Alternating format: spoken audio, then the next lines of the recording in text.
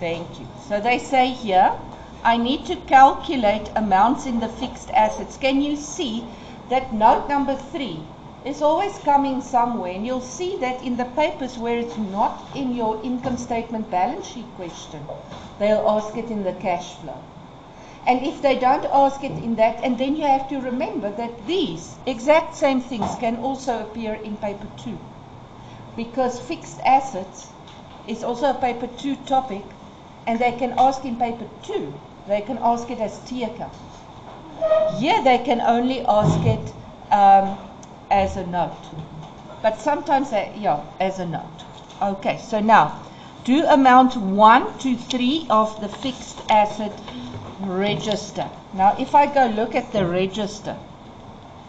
Now, remember, a register is basically a folder on your computer, and inside the folder is different files.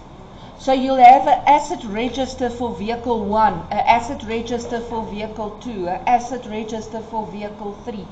Each asset of yours has got a separate information sheet, and we call that his asset register. But all together, they are also called an asset register. Okay, you get that. But why do I do this? This is internal control. And by the way, this is audit evidence. Ne? If the auditor wants to come in to see if your balance sheet is real, he's going to ask for your asset register. Because your asset register will tell you you've got a delivery vehicle X43, ne? And actually it will also show, if it was a real asset register, it would show the registration number, right?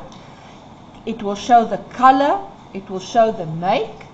All of that would appear on here, and then he can walk to the garage, open up the garage and see if the company literally does own this vehicle. That's how he verifies. Okay, now, what is important in here, they will tell you, first of all, you will always find the date purchased and the date sold, ne? And in this case also the cost price and the sales price. Can you see they don't have to give you a paragraph, they can give you an asset register and it will give you all the information. Now what information do we want? So first of all they want number 1. Now let's just quickly go through this again. So the depreciation was calculated 25% on the diminishing balance. Okay? Now, the depreciation, and here they give you the carry value. Okay, I'm going to have a little block here for you, just to show the accumulated. So can you see the beginning of the first year, the end of the first year, my accumulated and my depreciation would be equal. But now if I go to the second year, how did I calculate that depreciation? I said, what's the carry value? 300,000. 300,000 times 25% gives me 75. Now my accumulated is going to be 175 because I will take last year's accumulated plus this year's depreciation. Right. And can you see as your accumulated increases, your carry value decrease. So now I get to number 3. Now I want the depreciation of this asset when I sell it. Can you see I don't have it the whole year? Okay. So this one I'm going to say it's going to be 225 because I take the carry value, I times it with 25% and I times it with months. Now remember my year is the 1st of March and I sell it 31st October. So March, April, May, June, July, August, September, October, it's 8 months. Who can give me that depreciation? 3,500. Okay, so now my accumulated is going to be 175 plus 37.5. And that gives me what? 212,500. And now to get your carry value, you've got one of two methods you can do it. Because your carry value, you can either say it's the cost price minus the up-to-date accumulated depreciation, né? Meaning the 400 minus the 212,500. Or you can say it's the carry value the end of last year, meaning that 225, less the depreciation of this year, the 37.5. And both those methods is going to give you the same amount, which is what?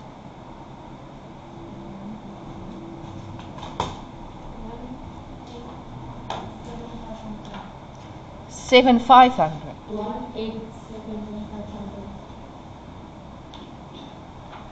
187. Okay, I'll just write it here. 187,500. That's my carry value. Is everybody sharp? Okay. Now we go on. Next they ask me, what is the profit on the sale of the asset? The profit or the loss? Now, if I go look, let me just get my answer sheet. If I go look, my carry value is 187,500, right? So, this is what it's worth, but they tell me I sold it for 195. Where did I see it? Here. So now, can you see that I got more money? So I'm making a profit. I got more than it's worth. So it's a profit. And how much is that profit? Okay. Did they ask me to do the income statement? Yes. They say calculate the correct net profit. So I need to quickly go see. I just need to remember here. I'm going to make a little star for myself, the profit of 7.5, because I want to know if it's recorded or not, and they will say something about it, and if they don't, I just put it in there. Okay, so let's go back. Next one. Next one, they say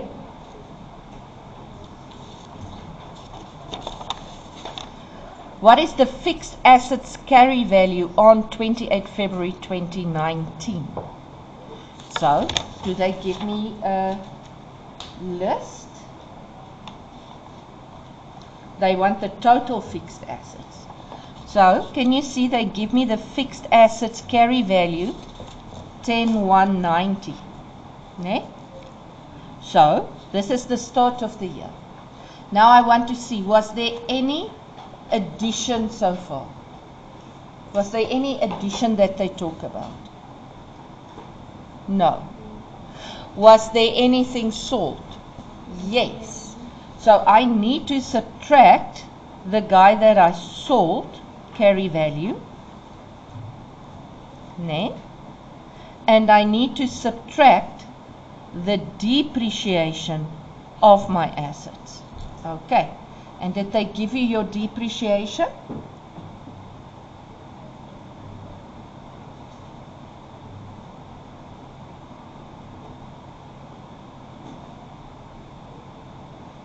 Did they give you depreciation? I don't see anything here. So we're going to have to calculate it. There must be something that we can use. And then I remember, oh, let's first, before I go together, let's just see when is this carry value. It's before taking into account adjustments below. Now, if I look at below, the adjustments is the depreciation on the vehicle sold and the profit and loss. Can you see the depreciation on the other stuff is already calculated? Because what are they saying here? It's the depreciation and the profit and loss on the vehicle that we sold. And what did we calculate the depreciation as? 37,500. So I just need to subtract the 37,500 and I'll get the fixed assets carry value, which is what? 996. No, it's not 5 because that's a 5 and a 5. It's 1,000. It can't be 5000. How do you get it? That gives you 1,000. The 5 is on 5,000, not 500.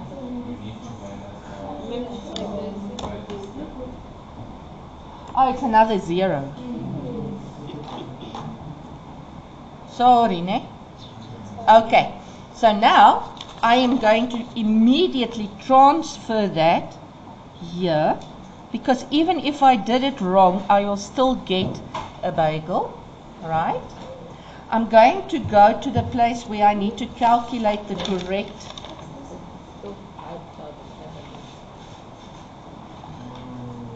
9,965,000. It can't be 500 because if you say, let me do it with my head, 10,190 less 187,500. This gives me 502. Can you guys help me here? 0, 9. Okay? Now, 9. What is it? Did I calculate wrong? No. What is this? Oh, you guys, you are fast asleep. Come, wake up. Don't be asleep like your teacher. Okay, it's 10,002,500. Now if I subtract 37,500, then this is going to be a 0. It can't be a 500.